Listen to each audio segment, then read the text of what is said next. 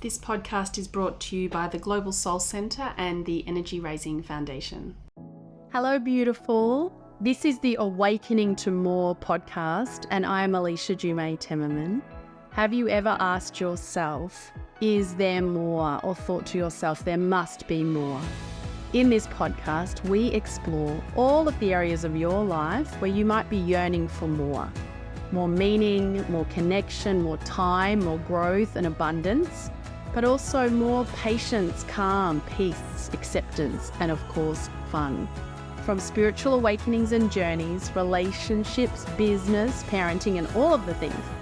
Join me as I share from my heart to yours, along with amazing guests, to help you find your own way home, to create a life you relish and love. Thank you for being here. Let's jump in.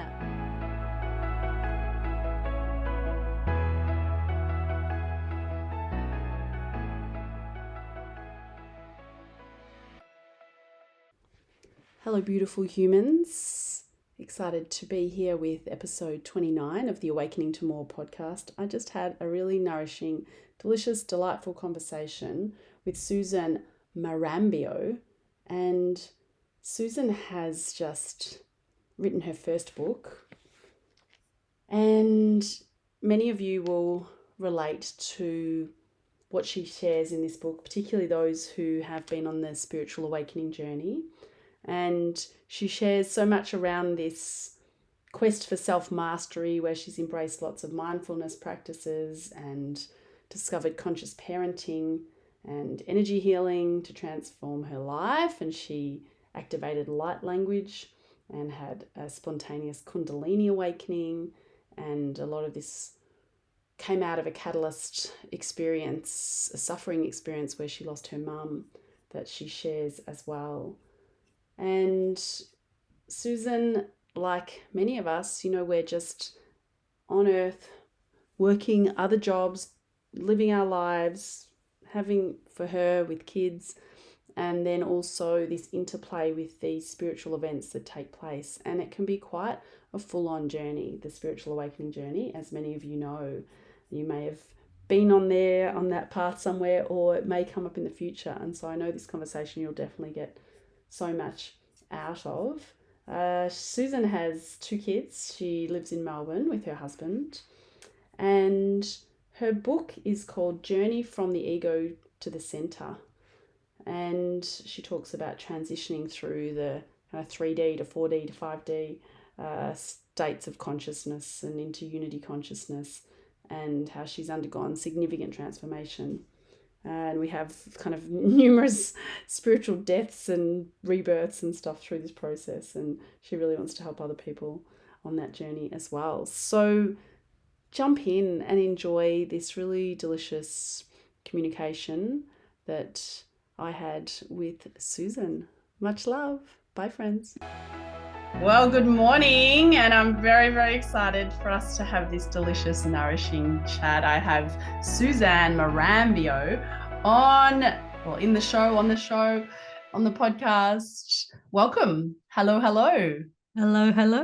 So grateful that we can finally chat. We seem to have a lot in common. And I've discovered Alicia that is the lady to talk to. Let's have a chat, a deep dive. Awesome. I love a deep dive. I love a deep, nourishing chat, talking to other humans who are into the same stuff that I enjoy talking about. It's so nourishing, and I know there's so many people who will be listening to this who resonate with so many of the things that we're going to talk about. So we just invite them into our conversation. So you're here with us, friends, listeners, friends of ours, to join in this conversation. So it's a very, very exciting time for you. So is this your first book? Yes, it is. Yeah, first book. Oh, it looks beautiful. Journey from the Ego to the Heart Center, your first book. Congratulations. Thank you. It's a massive effort of discipline to put a book together and to birth it out into the world, and that's a whole process. So definitely, yeah, you will know that and be living that, and it's just now coming out and launching. and I haven't read the book yet, but I'm looking forward to reading the book. But I understand a little bit about it from what you've shared with me. And it definitely resonates, this concept of moving from that ego way of being, which is not easy as humans because we have so much of it just inbuilt into our design and the conditioning and everything we get exposed to. And then moving towards this transformation that you've been having and the spiritual awakening, which I know even when the journey starts, and many of the listeners will understand this, like it's pretty intense time, because everything that we kind of thought was real and true, everything kind of shatters in a way, and suddenly we're like, oh, where do we fit in? And we're having conversations that we used to have that we're now like, oh, like you can't unsee what you then start to see. So maybe we start there for you around your spiritual awakening and just the genesis of that, of when that started. I would love to hear that. Okay, so I suppose it starts in chapter 1, my mother's sudden passing. So she was diagnosed with cancer in 2012. And the unfortunate thing about it is that my mum and dad kept the news and the information about the stage that she was at very close to their heart. They kept their cards close. So not even my brother knew the seriousness of it.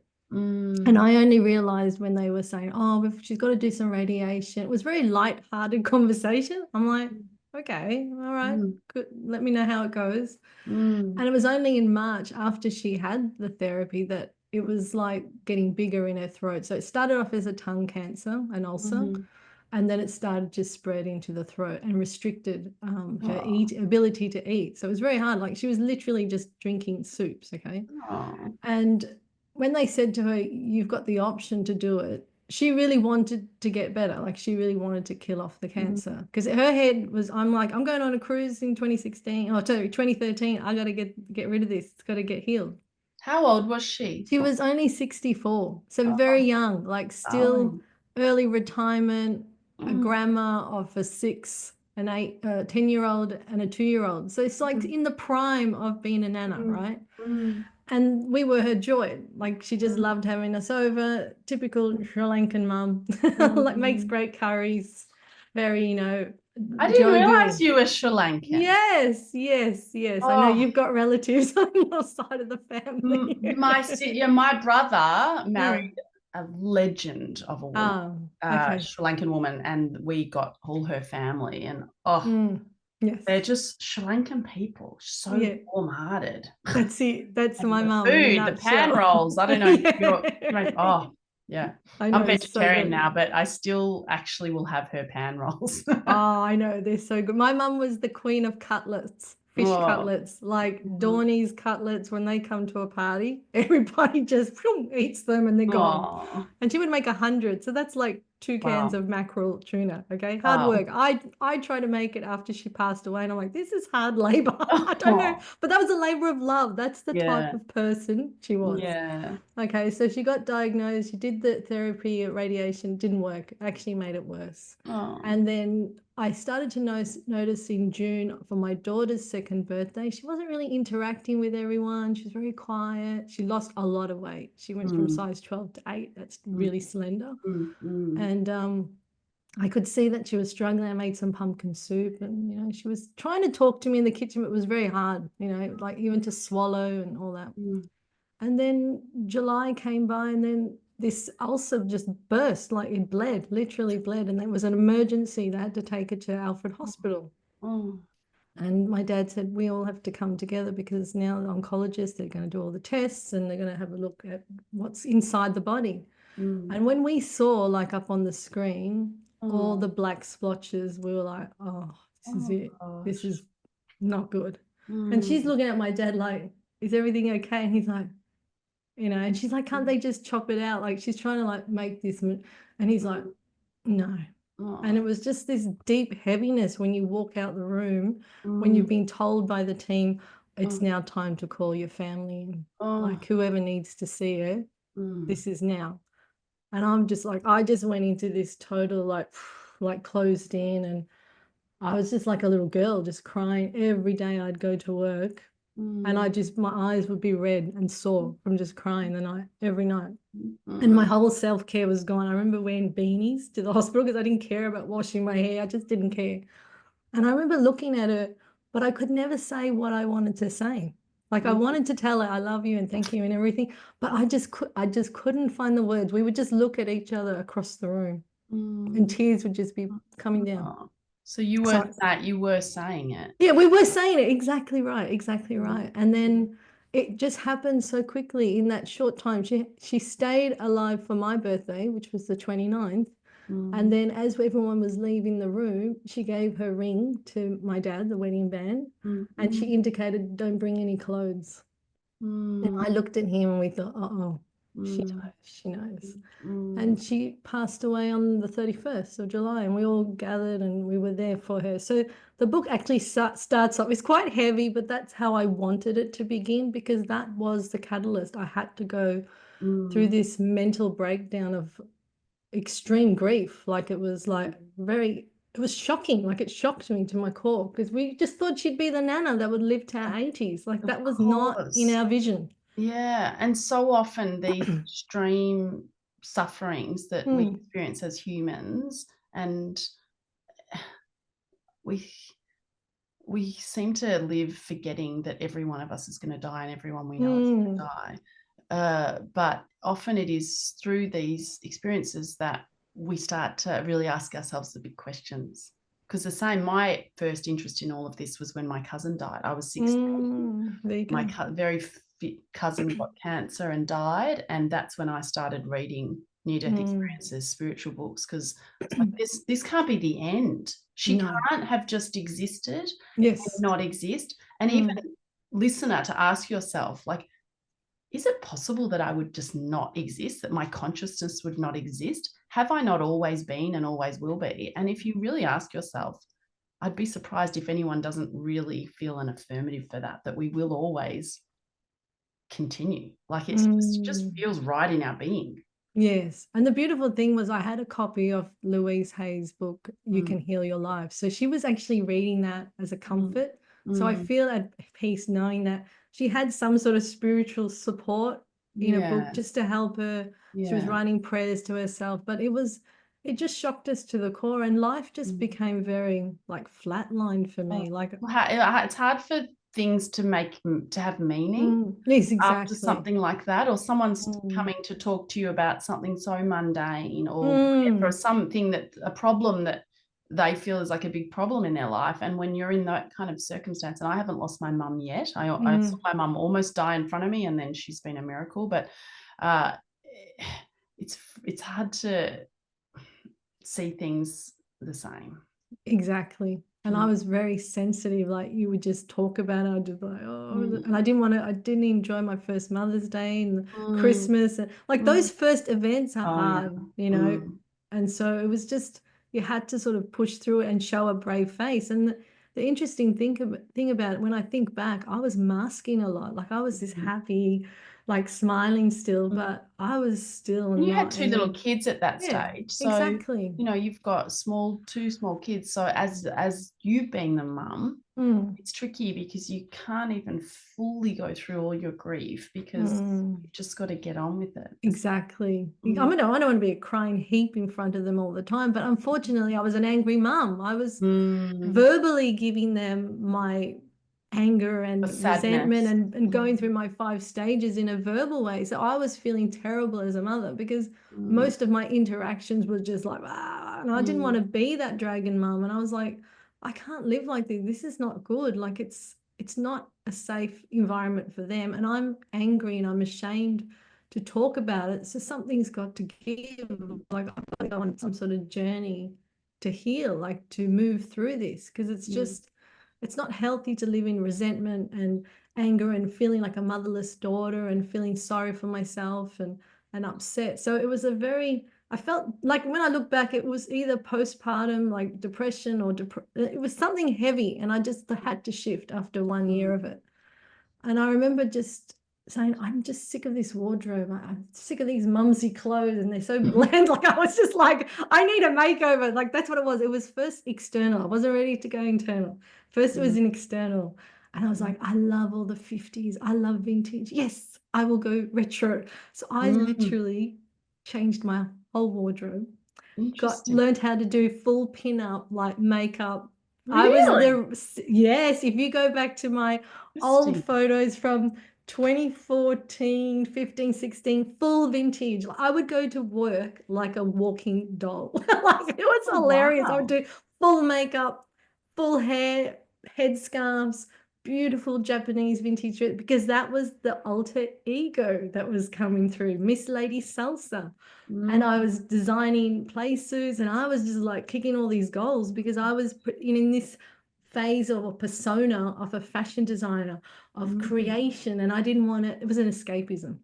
I can literally look back and go, that was an escapism, and having a glass or two with dinner and getting a little bit tipsy was escapism, Suzanne. What also drops in for me when you share that is around when you've gone through like harrowing times and the depth of despair and suffering and heartache.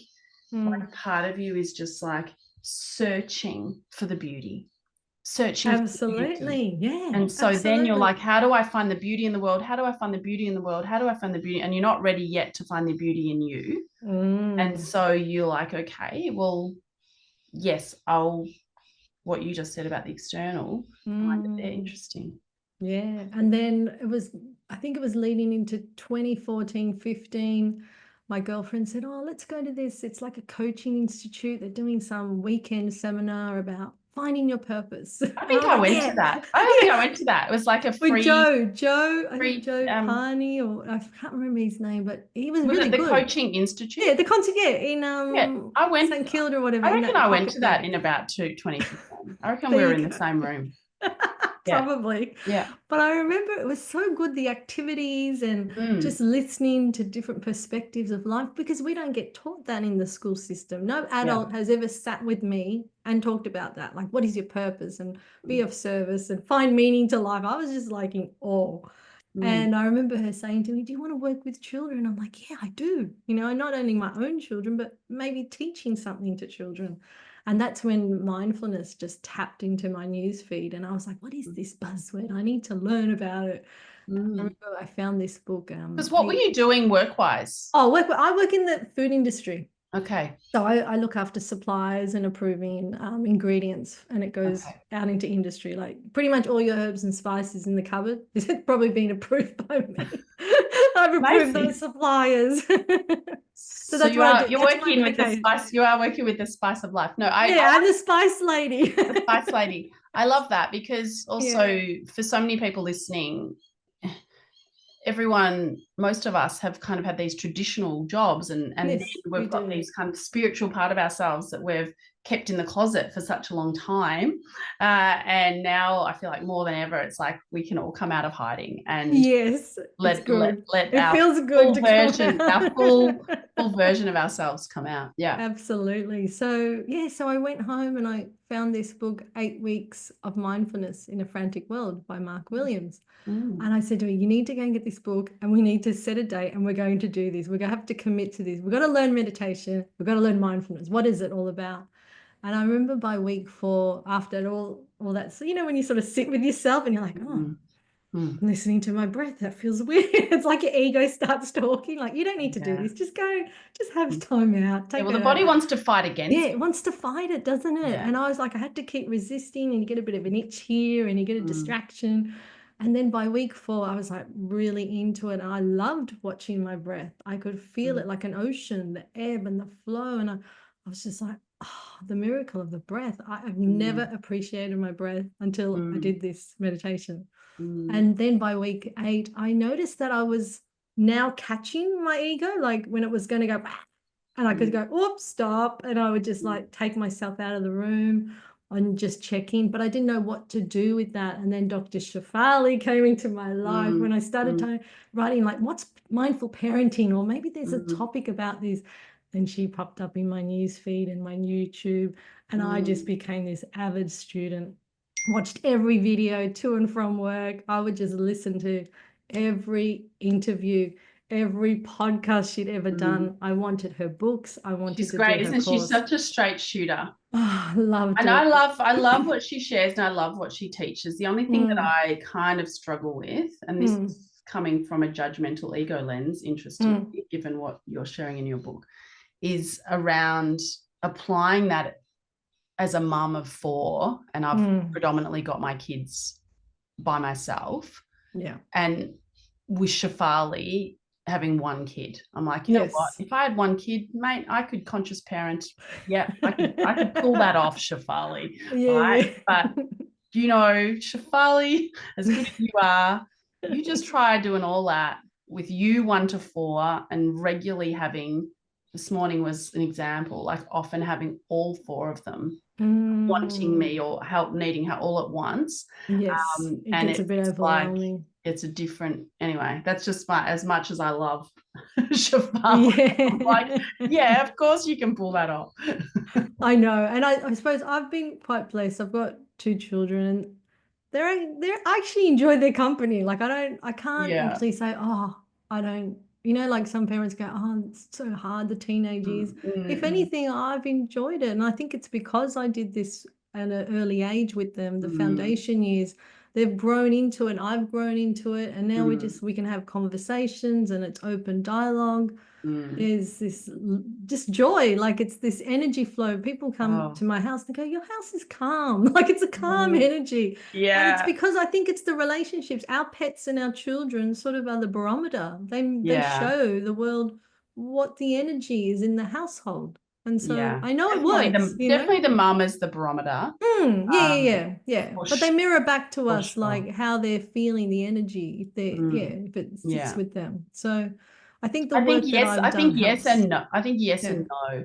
Because we've also got to remember that each of these kids are on their own full curriculum and that they are already these big beings, and they come already with various experiences from various incarnations and dimensions. And so no matter, that doesn't always play out, I guess, for me. Like even when I feel like I am uber calm and everything feels like totally like that for me internally, I would say a lot of the time it does reflect, but sometimes because they've got their own thing going on or their own learning, or it's like, it does. We do get caught up sometimes, and it's sometimes I have to pull myself away and go, don't fix it. Like allow things to happen, allow them to feel it sometimes, because we do want to protect, and it's like it's that experience. They need to feel it themselves as well, but we're here to hold space and mentor and coach them. They've got to find their way. And I love like Shafali's like, love your children less. Right? Because and so I definitely, I mean, I love my kids, right? But I have tried to not be like the helicopter mum, and really I've always given them a lot of rein. And I think a lot of people watching my parenting, because I read all those attachment parenting and versions of conscious parenting early on, and so I sought to do that. But I feel like if I had my time again, what I would do more of, which is around more boundaried. Like I wasn't boundaried enough with my kids, and I was almost too like, let them be their spirit, let their spirit evolve, let them free range. find their way, right? I think I went too free range with it. So if there are parents if this could even help parents with younger kids, like they also do need that greater level of consistency, and we do have to be the captain of the ship and to really provide that guidance and those firmer boundaries, whereas I feel like I was probably too far the other way, and then I've had to pull it back and balance that out a bit.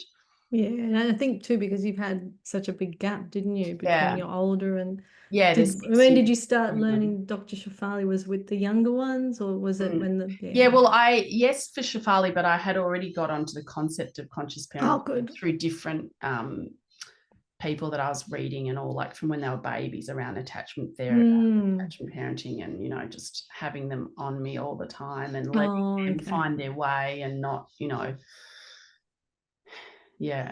Yeah, but I think what I've got a lot out of it. Like, I definitely noticed the relationship has improved. I feel like I'm now coming more from a heart-centered wisdom and higher emotional intelligence, and I'm appreciative that I did all her little courses.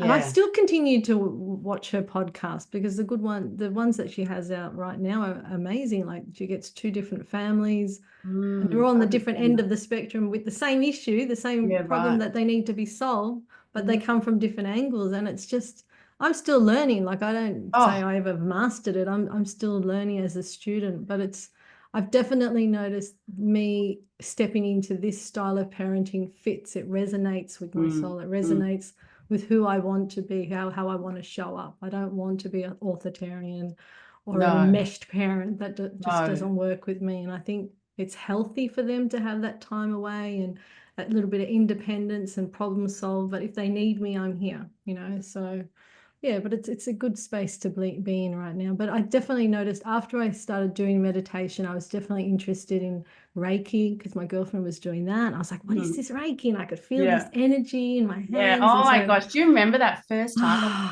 the Yeah, first time, doing just, yeah, Reiki, and when the so teacher was good. like, okay, just bring And your I'm hands. playing with the energy in my Yeah. hand, So going, even oh people my listening, if you've goodness. never felt that before, just bring your Yeah. hands together, bring your attention to the energy between your hands, and just pull away, bring back in.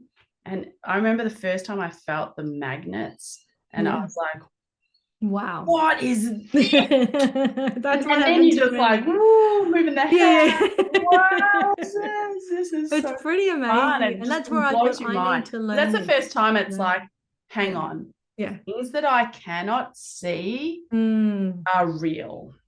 Absolutely. And I think because we have such a small vision. So there's like, Mhm. what is it, less than 10% or less than 5%? That means there's like 90 something outside our scope of the spectrum of seeing. So Mhm. it just shows like we are not living in this, like we're not seeing our full potential. We're I mean, not some even, people do see things. I can't. I just tend to no, intuitively tapped in.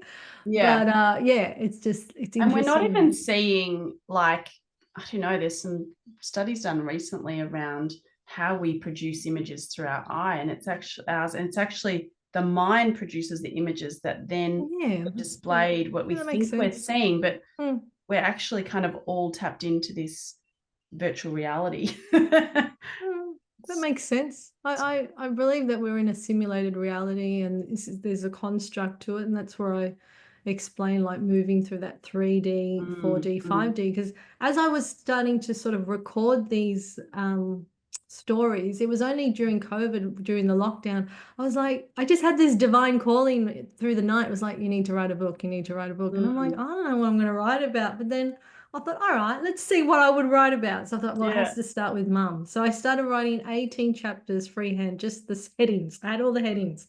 And I was like, okay, this is a This looks challenge, like Suzanne. like Let's see if you can type a book, this and I looks like just we've started got a tapping book. away, So that's Yeah, what it's amazing when you've got, and I don't know if you've read Big Magic by Liz Gilbert, where she talks about, oh, you have to read that, where she talks about, this just creative consciousness that will just be like dropping into, actually, some ideas are dropping into a number of people at once, and it's who's going to take that idea up. But I just wanted to go back to the simulation concept, because I think some people can hear that and feel like we're saying it's meaningless, like, oh, we're just in a virtual reality, or we're just in a simulation. Like, it's not at all. It's just in the way that when we're sleeping and we're dreaming and it feels so real, and then you wake back up, it's like so many things are happening. We're processing, learning, doing things through our dream. And it's like here, we're in an earth school.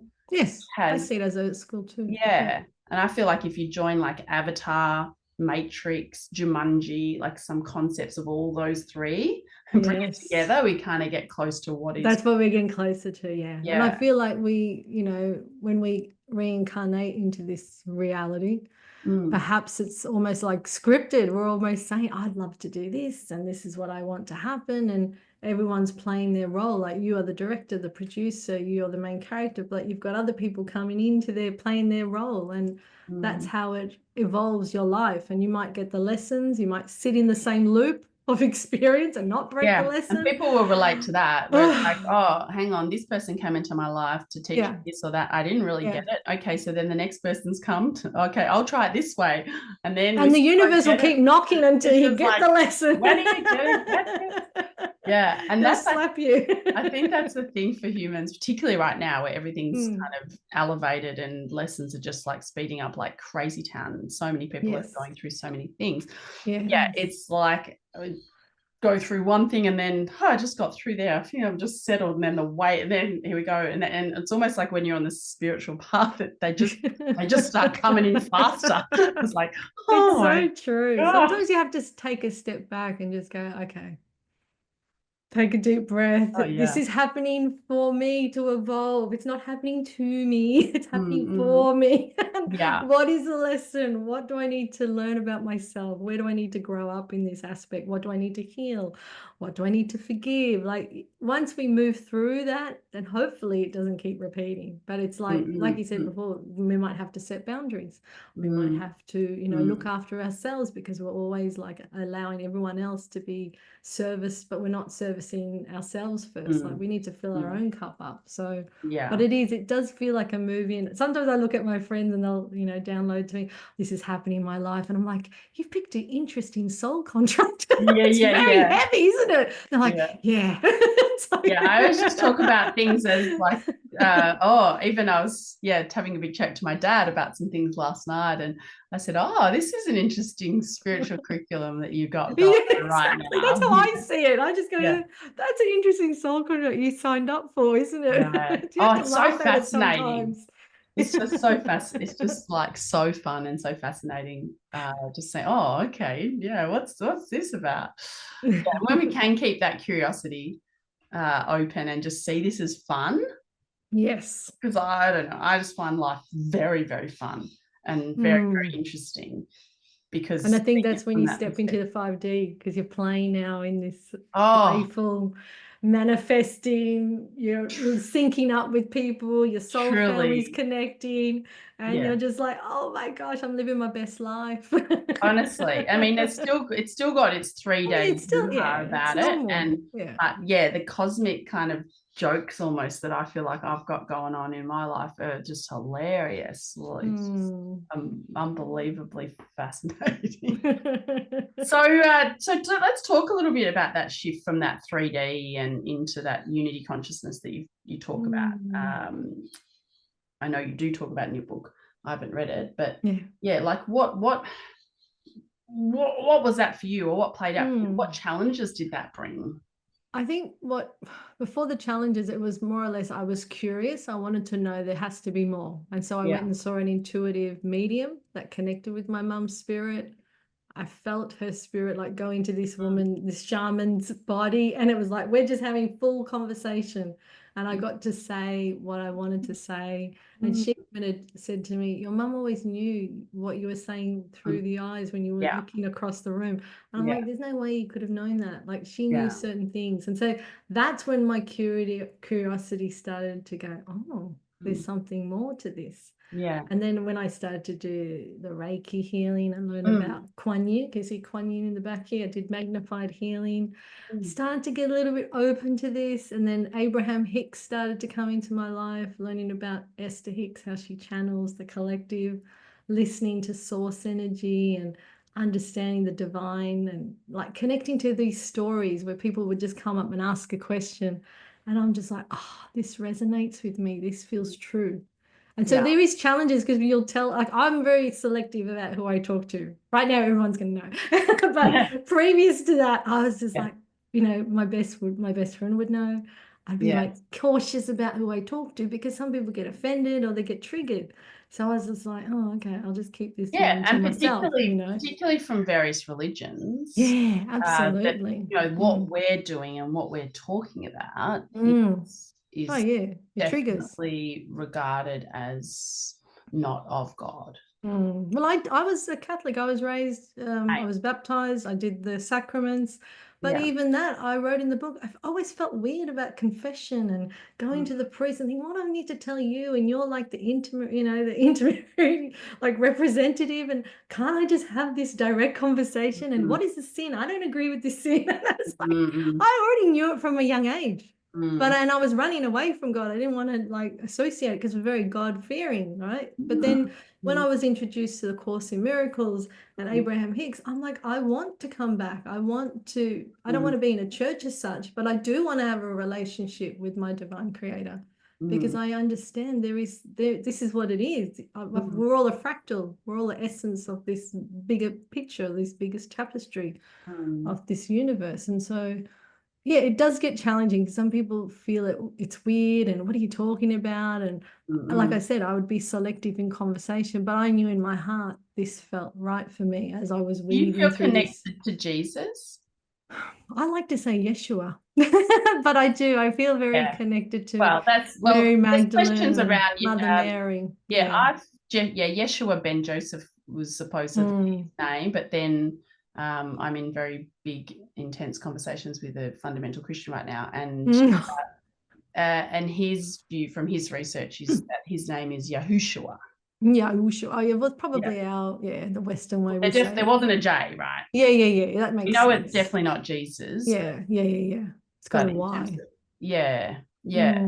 But I think because that I personally have always felt deeply connected, even from a little girl. And it took me a long time to talk about like what you're saying now, who you select about. Like it took me a long time to, even in the spiritual work I'm doing in my own community, it was only a couple of years ago that I was like, this is who I'm working for. Like, that's it. I feel that too. I'm like an ambassador of Christ consciousness. And I'm owning it. I love it. And I'm happy to say I like to follow the way. Yeah, the way. Same, the way. And in fact, when my guides first came through, that they spoke about the way in the very message. And because it's being, and Course of Miracles is, we are love. We are love, and essentially that's what we are. That's the teachings of Yeshua around that, and being that love, but outside of the constructs of a religion. And for me, like the second coming of Christ consciousness. Absolutely. When we practice it. What you're talking about is the connection straight from us to Yeshua. But having said that, I'm really sad about the demise of churches because I feel like we've lost the community connection. So I would love there to be a place and a space where we could come and just focus on the teachings of Yeshua, which is love and compassion and patience and forgiveness, and everyone is our brother and sister. And also for the next generation, around places for them to come and gather and these kids to meet each other, other than just like, I'm going to find you on Snap and, meet up with you here and like there, like, just this coming back to that. Yeah. And that's what I learned through that. And I don't know if you discovered Tina Louise Spalding. No, I've never heard my goodness, you have to look her up. So this lady channels Jesus, okay? So she does the Course in Miracles, the lesson, she breaks it down. So as I was doing this Course in Miracles, I did it 3 years in a row. Like I loved it that much that I'm like, I'm going to do it again. I'm going to do it again. So after the third year, I'm like, okay, I think I'm done, Suzanne. But that was the best book. If someone said to me, what book changed your life? It would be that book. Absolutely. And watching her videos to go with it, because she just closes her eyes and then it feels like he's having a conversation, like he's coming through her, and it's exactly how he would speak to us today.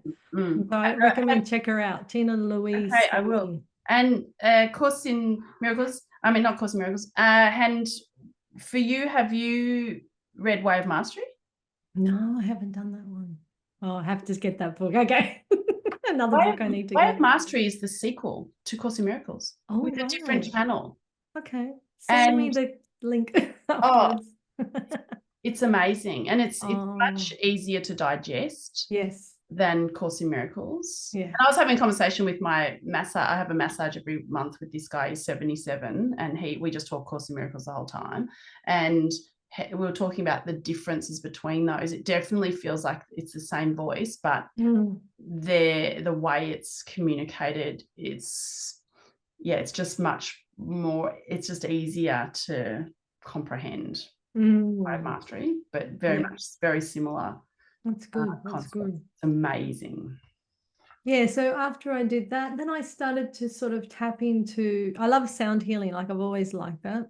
And I also discovered Dolores Cannon's quantum healing hypnosis technique. Started watching her like videos that she's uploaded many, many years ago. And I was like, I think I want to do a past life regression. Like I just put it out there. I'm like, yep, I'm going to do it. I think it's so interesting, the spiritual awakening journey. We were saying this before we got on. It's like, there's like, which point one are you up to? Have you found this? Have you done that? Are you doing this in past lives? Ooh. I was just curious. I was like in the year of the yes. I'm like, yeah, why not? So I did it and it was amazing. I met a facilitator very close to home. She was level 1, so she needed to build up clientele, but I knew she had the teachings would be fine. We were like talking from about 10 to 2 in the afternoon. We're like, we need to start this, don't we? Because we were just unraveling who I was. It was like almost like a counseling session. I felt so comfortable. She probably knows more about my life than anyone. And then I went into the hypnosis, and it's very easy to get into that when you meditate. It doesn't take long. And she recorded it. And I started to discover that I was like in a shaman, like I lived in a teepee and I had a husband and his name was Rantha and there's a little girl. And so I don't visually see it. How it's done, I recall it. So she's asking me questions, what do you see? And I'm describing like I've got leather boots and I'm wearing a beige tunic and I've got all these colored stones around my neck and a bow and arrow on the back. And I'm like, well, and I'm hearing the playback when I get home, the recording, and I'm just like, oh my goodness. That's unreal. And I'm crying in hypnosis. I'm going, my beloved, my beloved. Like I don't talk like that. I don't say my beloved. And I'm going, Rantha. It was amazing. But it was like this other trauma was released because you have to witness your own death scene. And I died at the stake. The village turned on us because they were like, you're not healers, like crucify them. And I was watching my scene getting burnt. And she's like, no, watch it. Don't feel it. And then you just go into like this nirvana, like it was like a white light state. And then she's like, right now, let's come into the now, the present moment. And then we're having a conversation with my higher self. And I'm having all these like downloads about what is the ego, sacred geometry. And I'm like hearing this playback going, wow, that's like next level. It's just totally. That's probably my favorite chapter in the book because I write all about that. And awesome. It's very insightful for people that have never had it. Highly recommend it. It's an amazing experience. I think it's amazing and it's interesting to have those regressions and to identify the previous experiences, although they're all happening at once, which I can't get my head around. Yes, and you'll find out. I won't give it away, but yes, it's definitely all happening. Let's just say my family's involved in that life. Let's just because we travel in soul families, and but it's hard to get our head around the fact that everything's kind of happening in concentric circles, and there's no time and all those things. But I think with the past life thing, as interesting as it is, as long as we don't get too caught up in them. Exactly. Once I did it, I moved on. It's like, that's it. I don't need to deep dive. I've done what I need, and that's it. It's like a bucket list. Tick the box and move on. I don't keep going, oh, what was this? Because you can keep going. I mean, the amount of ones not healthy. Because you're in here. You're in the present moment. You need to be present. And that's what my guides will always often say. You've got so much, not time, but there's eons and eons to be in the spiritual and to be focused on all the things that are spiritual, but you've come for human experience. You've come to be in form. You've come to experience the emotions and the experiences of that. So don't waste it necessarily getting too caught up in it. All the spiritual stuff. We're drawing it back in and we're still focused on, like they talk about being a divine human. So we're here for our human experience, but to really deeply respect that.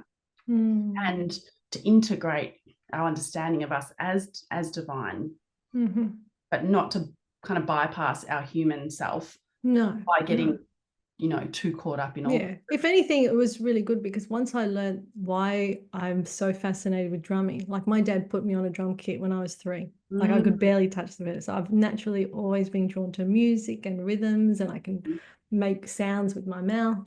And once I heard myself saying, oh, this is why you're attracted to it, used to play the frame drum, I thought, oh, I'm going to do a 2-week weekend course for sound healing with the drum, the frame drumming. So that, and it all came back really naturally. I'm like, I'm in my groove and I'm making all the shrills and I'm like, I found it, and then I sort of saw another post for learning light language, and I've always been fascinated with that. And I thought, why not? Let's just throw myself into another thing. Is that a thing? Like, I'm interested in that, right? That because a woman who came to my Byron retreat, she was saying, can you teach channeling? And I said, I have no idea how to teach channeling because channeling just spontaneously started. It happened to you. And I said, but there will be people who can teach you to be able to access those parts of yourself. Yes, I learned. It was like a 2-hour workshop. Right. It was 2-hour learn light language. I know. So basically, it's almost like a ceremony, sort of like Reiki. You've got to get tuned to it. It was like a ceremony where we were like sort of praying to the different, like the north, the east, the south, the west. You're bringing in that shamanism. Okay. And then we were going to breakout rooms, but mine wouldn't come. My light language was like stage fright. Didn't want to come through for this other lady. I said, sorry, I'm just not feeling it. So that was fine. But then when the course ended, you've already got the attunement. It's there in you, and it's the sequence of numbers. That's what we were told. We could say this sequence of numbers over and over, and then at high speed, you were just tapping to this 8th dimension. Okay. So I've like put my camera on. Actually, I didn't record the first one. I only did the second one. But anyway, I just thought, oh, no one's in the background. I'll just do it again. I'll see if I can tap in. So I'm sitting there and I'm repeating the numbers, and then all of a sudden I went on. Boom. It just like my arms were flying. I'm going through these shrills, and it sounds like a radio frequency. Like it starts off like white noise, and then all of a sudden my mouth was doing all this vocal toning, and I'm witnessing it, but I could feel my ego was just like, allow it. I wasn't afraid, just let it come through. And it was like singing and opera, and then I'm like a maestro, my hands are going wild, and I'm like, whoa, what's this? And it went for at least 7-8 minutes, and then it just stopped. And I was just like, what was that? And I ran through the house. I go, did you hear it? Did you hear it? And they're like, no, I didn't hear it. And I'm like, oh my gosh.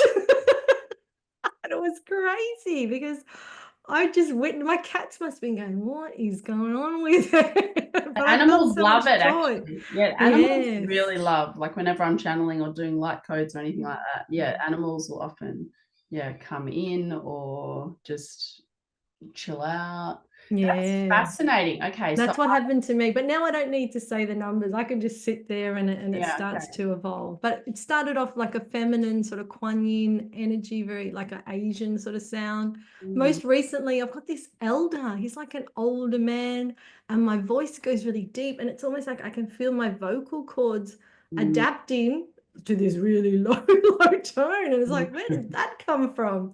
It's crazy, but I love it. I love doing it. It's amazing. It is crazy. Like the deep, because I've seen you when you do yours, and I'm like, I love is it Maya, the woman? Maya. So I love her. She's so feminine, beautiful. like Asian sounding. But then probably you haven't heard a Roomba, and a Roomba. I have heard a Roomba. I've watched you do him, and I like him too. Yeah, he's good. Very crazy. Yeah, what they do, I mean, they actually change my vocal cords. Yeah, so that's what I feel. It's like my vocals. I never used to be able to be in tune, and they like sing through me, do all this kind of stuff, and I was like, to me, that's like verifiable evidence around the change. Yeah, interesting. And so what are you doing with that then now? Like, I mean, look, I don't do it on the scale that you're doing it, like going to retreats. If my friend needs sound healing, or we go and do like a women's circle, I will happily go. I'll do this shit because I've got my frame drum, my bowls, my kettle, and that's amazing for them. They enjoy it. I get something out of it. I had my girlfriend over the other night, and it went into that deep vocal toning, and then it finished, and I go, well, how did it go? And she goes, That was your elder, that elder. It's amazing. And she understands it. Like, I don't know what it means, but her soul knows exactly what it's saying to her. And it's just like, it's a joy for me to be able to share it. So that's how I share it. And, maybe in the future I will do it in a public space. But for now, I'm happy to just do it with immediate family and friends, because Yeah. I've got a lot on my plate. So it's not like how many things do I want to add on? You want to enjoy it. Yeah. And also for now in 2025, I feel like it's much more palatable. I mean, still for certain parts of our community, it's completely way out and totally, totally nuts and actually inappropriate, right? Yeah. Well, that's why I wanted to come out. I thought, you know what, I'm going to write about it because I did hesitate. I'm like, oh, that's a bit much. I even wrote about my spontaneous Kundalini. I was like, oh, that's a bit, and I'm like, no, you just have to. You have to own it. You have to be authentic because other women may go through this and they're going to be like, oh, is this weird? Should I go and get medication? Like, am I losing my mind? I want them to feel like this is part of the process, not to be afraid of it, to lean into it because it's part of you. You're evolving, you're upgrading, and it's okay.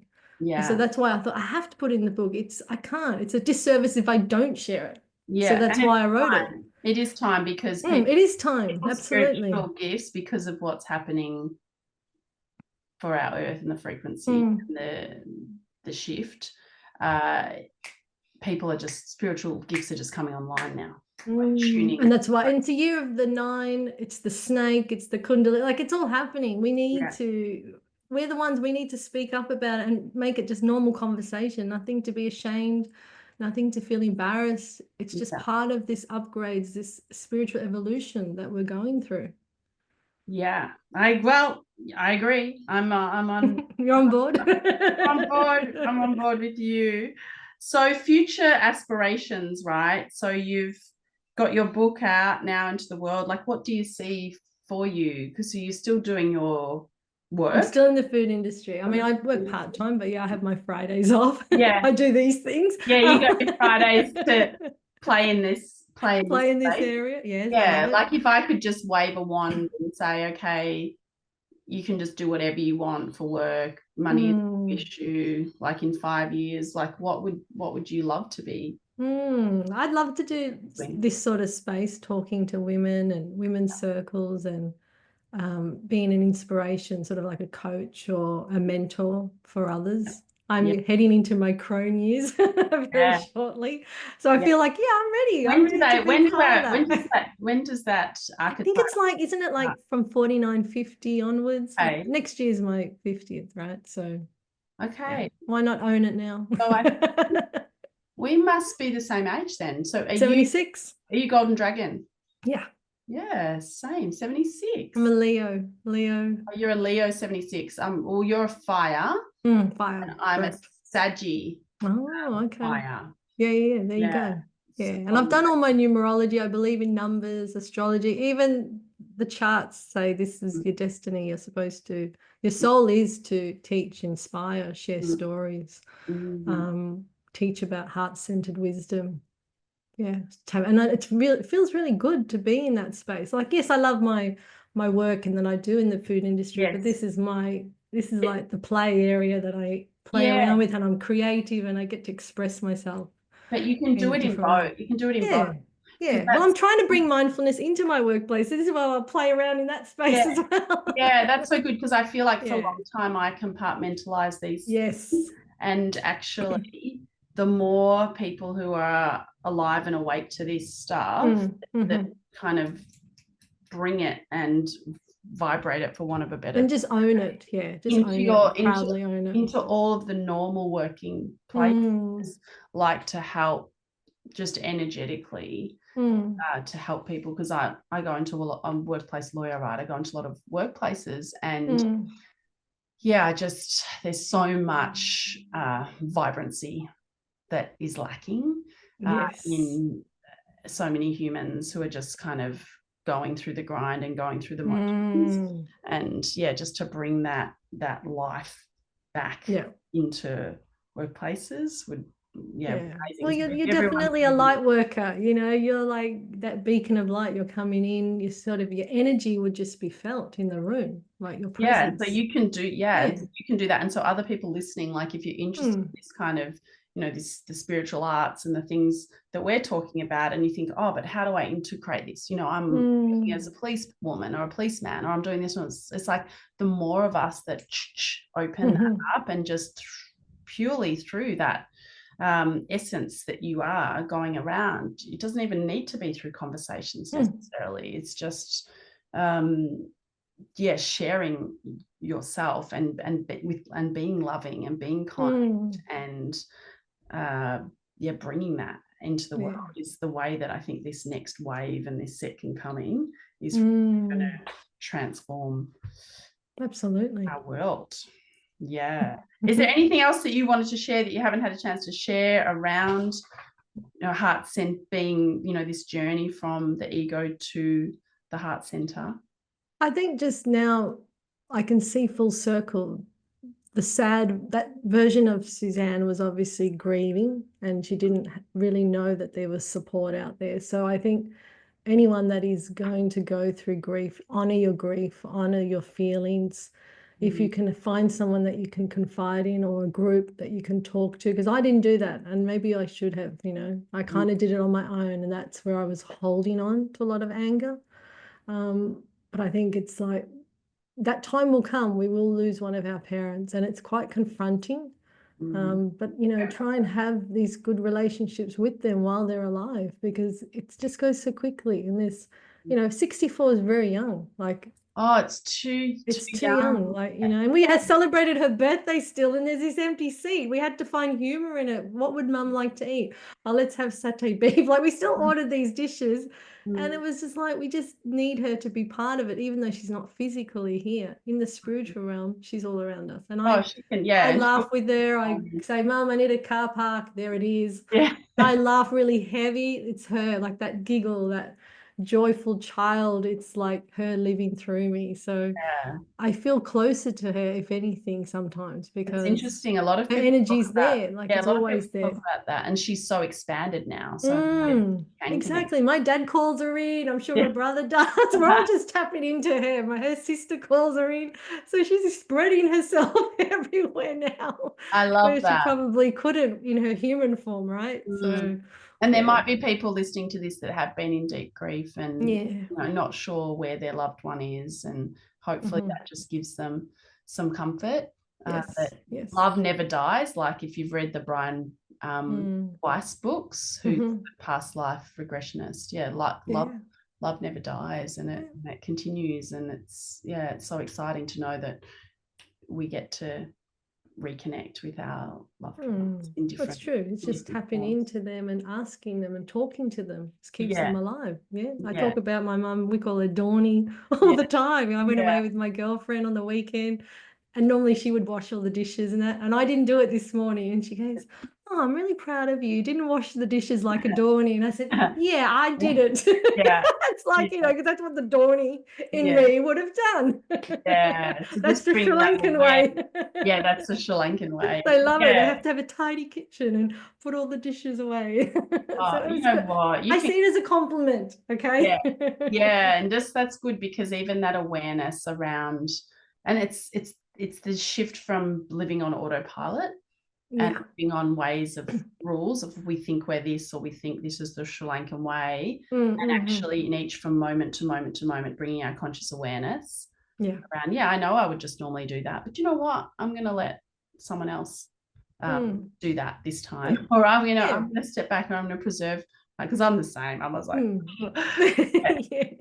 just to and give other people space to step in and do their piece and share themselves into situations.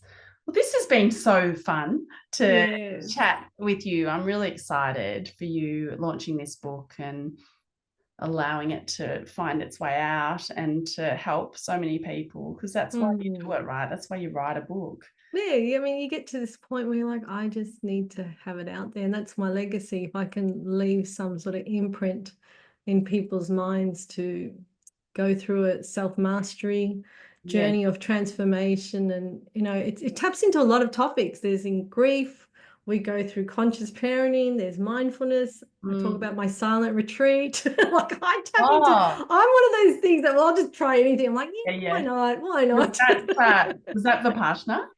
Oh, no. I did one. It was 7 days. Not that's hardcore. I didn't do that one, but mine was in silence. Like we were doing chores and mindful walking and that, but not as that's like next level. But yeah, it was the same sort of experience, having to witness your thoughts and meditate long hours of the day. But yeah, it was just, it's fascinating when you go through that through 7 days, you come out totally different. Like there's something shifts in you.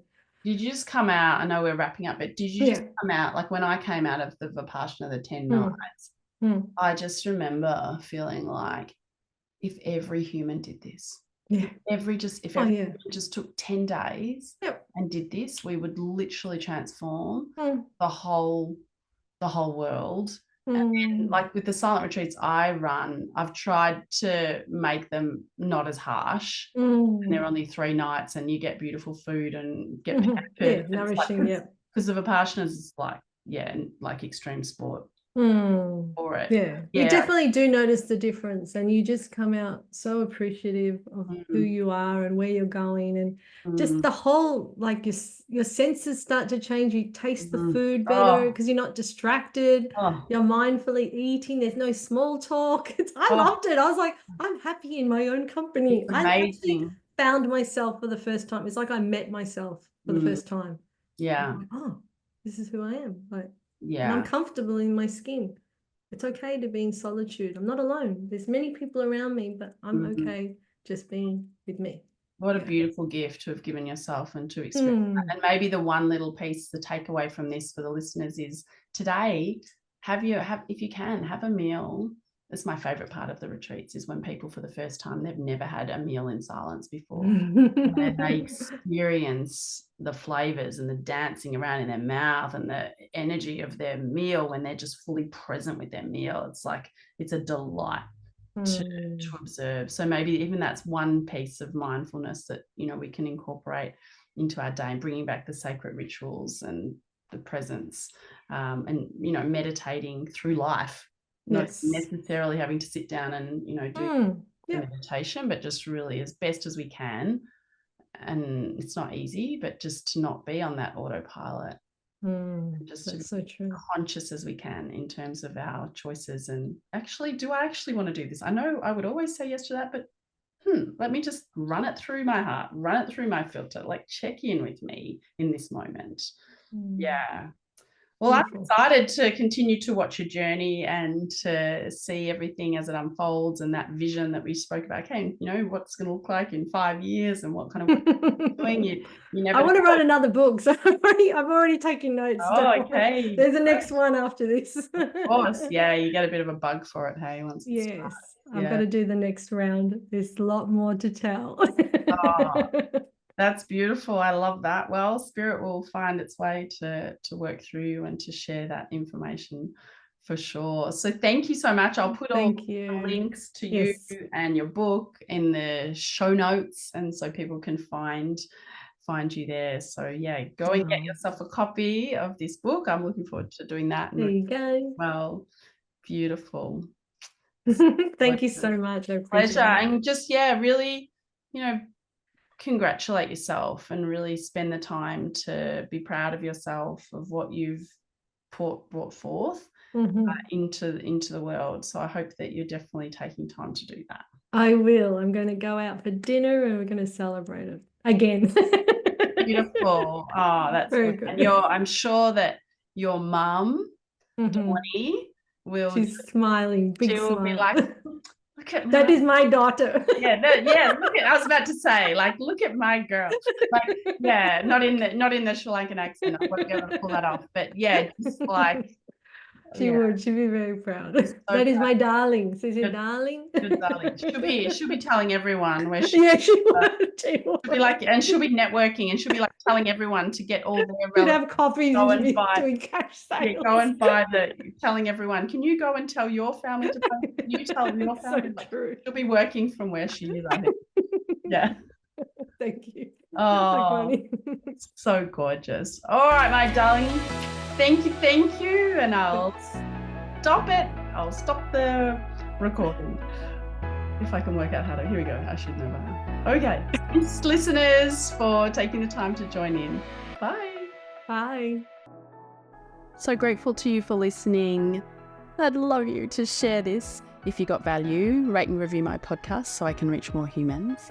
For loads of free resources, go to aliciatemmerman.com, and that'll take you to my offerings in spaces I play in, my spiritual wellness business, retreats, one-on-ones and other things.